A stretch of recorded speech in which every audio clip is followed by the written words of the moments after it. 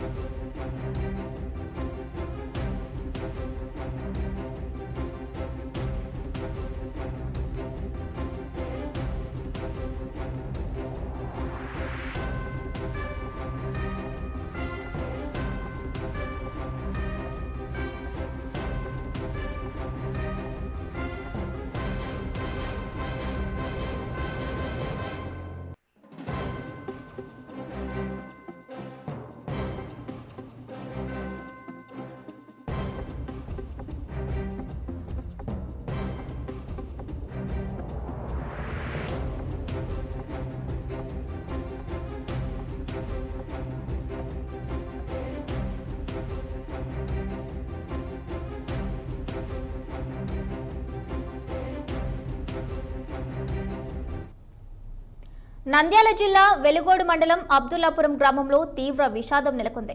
మహేశ్వరరెడ్డి, ప్రశాంతి అనే దంపతులు పురుగుల మందు తాగి ఆత్మహత్యకు పాల్పడ్డారు.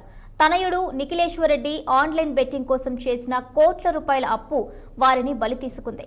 నిఖిలేశ్వరరెడ్డి చేసిన అప్పును కట్టడానికి మహేశ్వరరెడ్డి తనకున్న 8 ఎకరాల్లో 5 ఎకరాల భూమిని అమ్మి 2 కోట్ల మేర అప్పు తీర్చాడు. అయినా పూర్తి స్థాయిలో అప్పు తీరలేదు. అప్పు తీర్చాలంటూ నిత్యం ఫోన్లతో వేధించేవారు. అటు ఉన్న 3 ఎకరాలు అమ్మినా అప్పులు తీరవన్న మనోవేదనతో పాటు ఆన్లైన్ వేధింపులు భరించలేక తనువు చాలించారు. మహేశ్వరరెడ్డి, ప్రశాంతి ఇద్దరు తమ పొలంలోకి వెళ్లి పురుగుల మందు తాగి ఆత్మహత్యకు పాల్పడ్డారు.